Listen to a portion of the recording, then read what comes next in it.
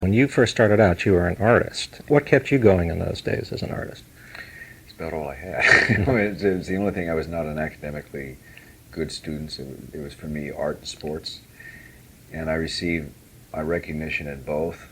So I spent a lot of time finding things more interesting out the window, or not coming in at all to class.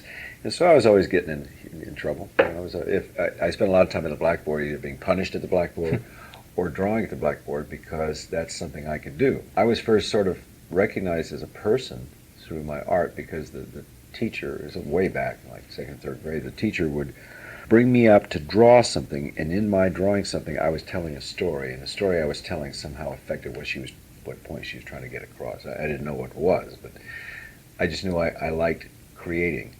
So creativity came into my life very early as a kind of recognition of who I was. Let's say that there's this big warehouse housing all the Robert Redford films that you've ever made. That's a small warehouse.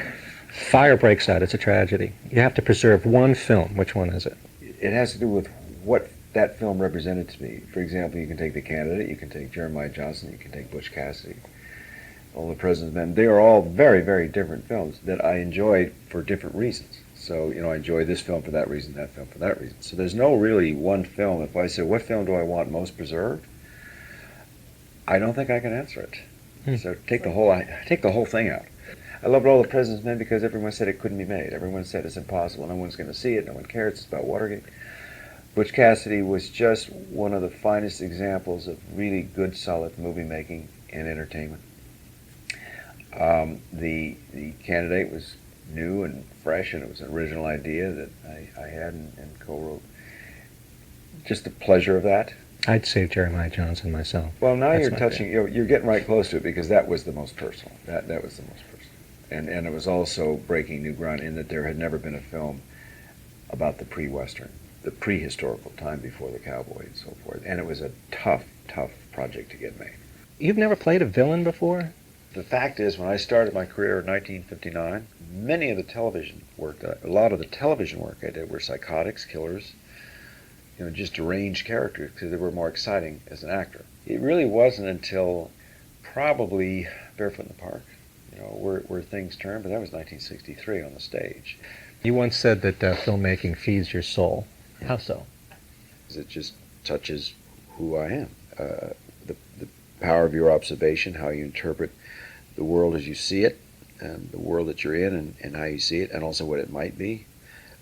When you see, characters I like to play are characters that learn from some experience, and they're usually up against a system that disenfranchises the individual.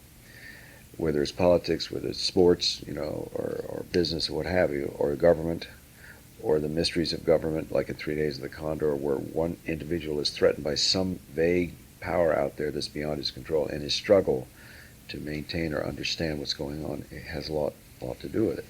So sometimes those characters, if you look carefully, are not lily white. They just maybe come off that way. I don't know that there's any such thing as a pure hero. If you can look at all the great heroes of our time, Gandhi, people like that, you usually find there's some darker side to them. And that interests me. I like to work with that darker side.